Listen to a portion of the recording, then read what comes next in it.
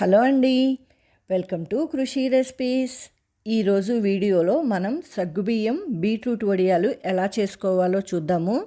Summer వచ్చేసింది కదా, అందరూ ఇయర్కి సరిపడా వడియాల్ని పెట్టుకుంటారు కదా. ఒక్కసారి ఇలా సగ్గుబియ్యము బీట్రూట్ వడియాల్ని ట్రై చేయండి. టేస్ట్ అయితే చాలా బాగుంటుంది. పిల్లలకి మనం బీట్రూట్ తినమంటే తినరు కదా. ఇలాగా బీట్రూట్ వేసి వడియాలు పట్టి ఈవినింగ్ స్నాక్గా వేయించి పెట్టండి. పిల్లలు కూడా చాలా ఇష్టంగా తింటారు. మనం ఇప్పుడు ఈ బీట్రూట్ వడియాల్ని ఎలా చేసుకోవాలో చూద్దాము. దీనికోసం నేను ఈ గ్లాస్ యూస్ చేస్తున్నానండి. మీరు ఏ గ్లాస్ అయినా యూస్ చేయొచ్చు. ఈ గ్లాస్ తోటి గ్లాసెస్ సగ్గుబియ్యం తీసుకొని వీటిని నైట్ అంతా నానబెట్టుకున్నాను. ఒక గ్లాస్ నీళ్లు పోసుకొని. మీ దగ్గర టైం లేదు అనుకుంటే కనుక మినిమం ఒక 4 hours అన్నా నానబెట్టుకోండి. ఇలా నానబెట్టుకున్నాక ఇప్పుడు ఒక మిక్సీ జార్ తీసుకొని దానిలోకి కొంచెం అల్లము, కారం సరిపడా పచ్చిమిరపకాయలని వేసుకొని వీటిని కూడా గ్రైండ్ చేసుకొని పెట్టుకోండి. ఇప్పుడు అడుగు మందంగా ఉన్న ఒక గిన్నెని పెట్టుకోండి. మనం ఏ గ్లాస్తో అయితే సగ్గుబియ్యం తీసుకున్నామో అదే గ్లాస్ తోటి నేను 5 గ్లాసుల నీళ్ళని పోసుకుంటున్నాను. ఆల్రెడీ సగ్గుబియ్యంలో కూడా ఒక గ్లాస్ పోసాను కదా. టోటల్గా నాకు 6 glasses వాటర్ పట్టినాయి. ఈ వాటర్ అనేది బాగా మసలనివ్వాలి. ఇలా తెల్ల కాగుతున్నప్పుడు వాటరు దీనిలోకి మనం నానబెట్టుకున్న సగ్గుబియ్యంని కూడా వేసుకొని కలుపుకుంటూ ఈ సగ్గుబియ్యం అనేది ఉడికించుకోవాలి. మనం నానబెట్టుకున్నాం కదా, సగ్గుబియ్యం తొందరగానే ఉడికిపోతాయి. ఇదిగోండి, కొంచెం సేపటికి సగ్గుబియ్యం అనేది ఇలా ట్రాన్స్పరెంట్గా అవుతాయి. సగ్గుబియ్యం ఉంటే ఉడికిపోతాయి.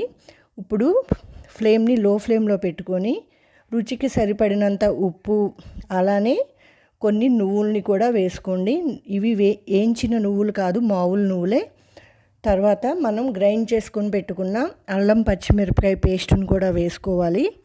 నేను దీనిలోకి ఒక పెద్ద బీట్రూట్ తీసుకున్నాను. ఆ బీట్రూట్ని ఇలాగ తురుముకొని వేసుకోవాలి. బీట్రూట్ అనేది మన ఇష్టం అండి. 1/2 గ్లాస్ అయినా వేసుకోవచ్చు. మనం తీసుకున్న గ్లాస్ తోటి 3/4 వంతైనా వేసుకోవచ్చు.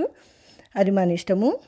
అలా వేసుకున్నాక కలుపుకుంటూ ఈ సగ్గుబియ్యం బీట్రూట్ అనేది ఉడకనివ్వాలి. ఇదిగోండి, మనకి కొంచెం సేపటికి కన్సిస్టెన్సీ అనేది ఇలా తిక్కుగా అవుతుంది. ఇలా ఉన్నప్పుడు స్టవ్ ఆఫ్ చేసుకోవచ్చు. అప్పుడు మనకి ఆరేటప్పటికి ఇంకా కొంచెం తిక్కుగా అవుతుంది. ఇలా ఉడికినాక దీనిలోకి కొంచెం జీలకర్రను కూడా వేసుకొని మరొకసారి కలుపుకొని స్టవ్ ఆఫ్ చేసేసుకోండి. స్టవ్ ఆఫ్ చేసేసుకున్నాక దీన్ని చల్లారనివ్వాలి. మనకి ఇది చల్లారేటప్పటికి మనకి చాలా తిక్కుగా అయిపోతుంది. ఈ కన్సిస్టెన్సీ ఉన్నప్పుడే స్టవ్ ఆఫ్ చేసేసుకోండి. ఇదిగోండి, చూసారా, మనకి ఆరిపోయేటప్పటికి కొంచెం టైట్గా అయింది కదా. ఇప్పుడు మనం దీంతో వడియాల్ని పెట్టుకుందాము. వడియాల్ని పెట్టుకోవడానికి నేనైతే ఇలా వైట్ కలర్ క్లాత్ని తీసుకుంటున్నాను. ఈ వైట్ కలర్ క్లాత్ని ఒకసారి నీళ్ళల్లో తడుపుకొని బాగా నీళ్ళన్నీ పిండేసుకోవాలి. మీరు ఈ క్లాత్ బదులు కవర్నైనా యూస్ చేసుకోవచ్చు. ఒకవేళ మీరు కవర్ని యూస్ చేసేటట్లయితే పిండి అనేది మనకి పూర్తిగా ఆరనివ్వాలి. ఆరిపోయినాకే పెట్టుకోండి. నేనైతే ఈ క్లాత్ మీద పెడుతున్నాను కాబట్టి కొంచెం లైట్గా వేడిగా ఉన్నప్పుడే పెట్టుకుంటున్నాను. మరీ ఎక్కువ వేడి లేదు. ఇప్పుడు మనం ఆరబెట్టుకున్న ఈ పిండిలో ఉంచి గుంటగంటి పెట్టుకొని ఈ గుంటగంటితోటి ఇలా కొంచెం కొంచెం పిండిని తీసుకొని ఇలాగా వడియాల్లాగా వేసుకోవాలి. చూసారా, మనకు అసలు ఎంత కలర్ఫుల్గా కనిపిస్తున్నాయో వేస్తుంటేనే వడియాలు. ఇదే విధంగా మన దగ్గర ఉన్న పిండి మొత్తంతో ఇలాగా వడియాల్ని పెట్టుకొని వీటిని ఎండలో ఎండనివ్వాలి. మనకి బాగా ఎండొస్తే ఒక్కరోజు సరిపోతుంది. ఇదిగోండి, నాకు సాయంత్రానికి వడియాలు అనేవి ఇలా ఎండిపోయినాయి. ఇప్పుడు ఈ వడియాల్ని తీసుకుందాము. తీసుకోవటం కోసం కొంచెం వాటర్ని తీసుకొని మనం వడియాలు పెట్టుకున్న క్లాత్ని ఇలా బ్యాక్ సైడ్కి టర్న్ చేసుకుని కొన్ని వాటర్ని చల్లుకోవాలి వడియాల మీద.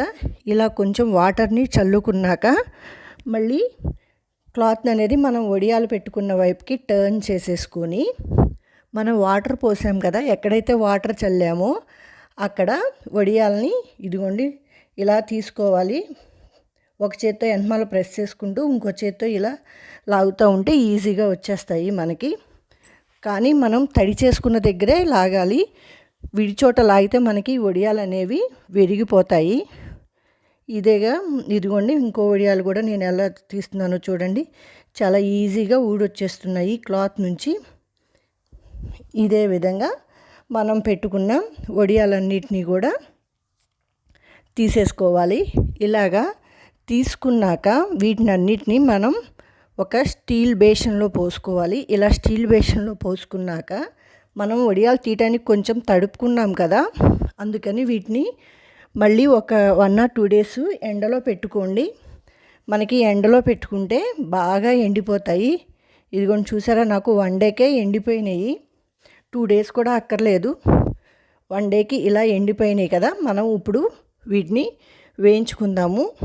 ఇవి వేయించుకోవటం కోసం పొయ్యి మీద ఆయిల్ పెట్టుకొని, ఆయిల్ హీట్ అయినాక మనం ఎండబెట్టుకున్న వడియాలు ఉన్నాయి కదా, బీట్రూట్ వడియాలు, వాటిని ఇలా ఒక్కొక్కటిగా వేసుకొని తీసేసుకోండి.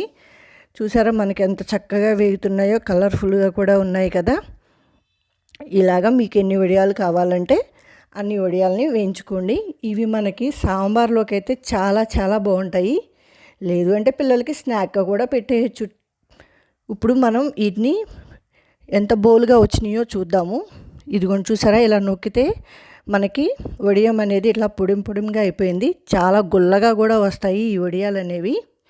మీరు కూడా ఒక్కసారి ఈ విధంగా బీట్రూట్ సగ్గుబియ్యం వడియాలు ట్రై చేయండి. మీకు నచ్చితే లైక్ చేయండి, కామెంట్ పెట్టండి, సబ్స్క్రైబ్ చేసుకోండి.